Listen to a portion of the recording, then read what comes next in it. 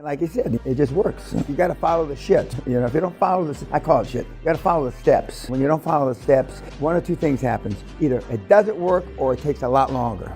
Either it doesn't work or it takes a lot. And it doesn't work because the banks get tired of waiting, the seller gets tired of waiting, your dream team leaves you. But when you follow it in a pretty judicious way, it took him 10 months and he could have done it in probably 6 months, as I mentioned. But when you're moving that fast, you get afraid. You know, fuck, I know it's working, but maybe it's not going to work the next step, or maybe the next guy, you know, and it works, you know, from Forrest Gump down. It just does. But you got to trust the system. And most, not just you, but most people don't have faith in themselves because they've had enough failures.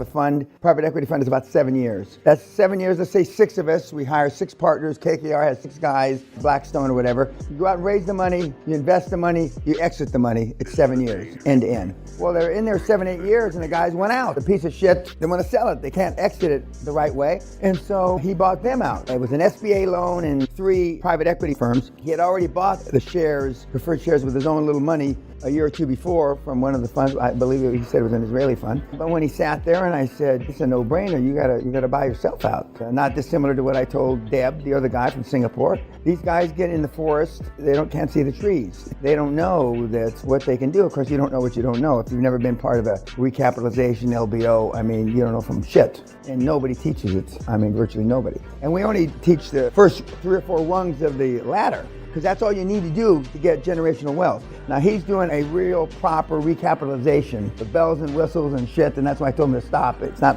necessary for you to know that at this level. He obviously follows the steps, and he said the same thing that Deb and Frank and everybody else says. The people feel uncomfortable when you walk in dressed like this. The money, in fact, I told him, the company lawyers I told him to get separate lawyers. You need separate lawyers for you need separate lawyers for the shareholders, and that all costs more money, but it also, you want to protect your interests. I'm interested in your interests. I'm not interested in the fucking private equity interests. They're big boys, fuck them. If they get fucked, fuck them. And then invariably, somebody, well, that'll cost us an extra 50 grand, an extra 100 grand. But I mean, it's like the lightning that hit 5 times. When it hits somebody else, it's a statistic. When it fucks you, it's 100%. So, I mean, you will, by definition, conventional wisdom would be to tighten the expenses and not spend as much money on other additional professional advisors, and that's what you need. Now, his deal's done. He gave $10 million to his team. He kept 20. He's going to exit at about 20, 25 times EBITDA. And he bought it, I believe, at 7. He's going to pocket, you know, somewhere between 60 and 100 million bucks, depending on how high on the spread. And he did it in 10 months. He measured his investment return on the $20,000 it cost to come here. So, you know, he's made 1,000 times his money. That's not how I measure it, but that's how he measures it. A takeaway from Roberto.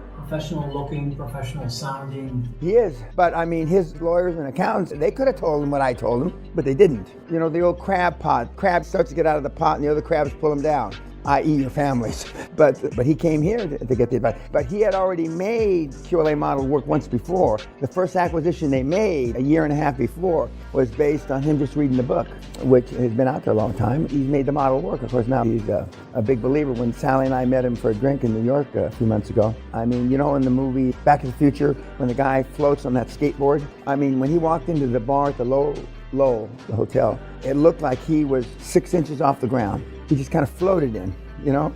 And Sally and I both noticed it. It wasn't like he was moving his feet. He was happy. He looked happy there because it looked like it was going to close, but it's since has closed, i.e. I put the post up on social media, and now he's working on other deals. And like he said, it just works. You got to follow the shit. You know, if you don't follow this, I call it shit. You got to follow the steps. When you don't follow the steps, one or two things happens. Either it doesn't work or it takes a lot longer.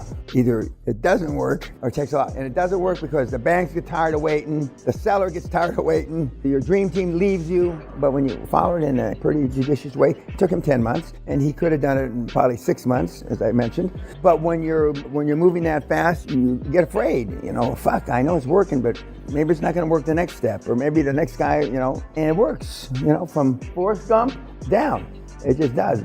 But you got to trust the system. And most, not just you, but most people don't have faith in themselves because they've had enough failures.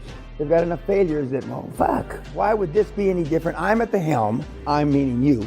I'm at the helm. How am I gonna punch it across the goal line when I didn't punch this one across the goal line? I didn't punch this one across the goal line. And the difference is, whatever methodology you were following before was bullshit probably. And this one, even if you get it half-assed wrong, you still get it across the goal line. And the real differentiation is whether you buy it at 2 times EBITDA or 5 times EBITDA. So whether you 5 or 10 or 15 million or you make 50 million. And that's the difference, the differentiation. And as you get better, you will, when you tell them the spread is 3 to 5, you'll be buying it at 2 as opposed to 4.5 or 5, because you'll see what words work best for you. Now, Roberto's pretty articulate. He looks good, but certainly not financially educated in any way, shape, manner, or form. But he's whatever that shit he sells, that's his business. And there were conflicts. When you're buying a private equity firm out, those are smart sellers. These are not dumb guys. So it's not like a mom and pop Arvie and Margaret across the kitchen table with a pot of coffee and waiting them out till the sun comes up. It's not that kind of deal.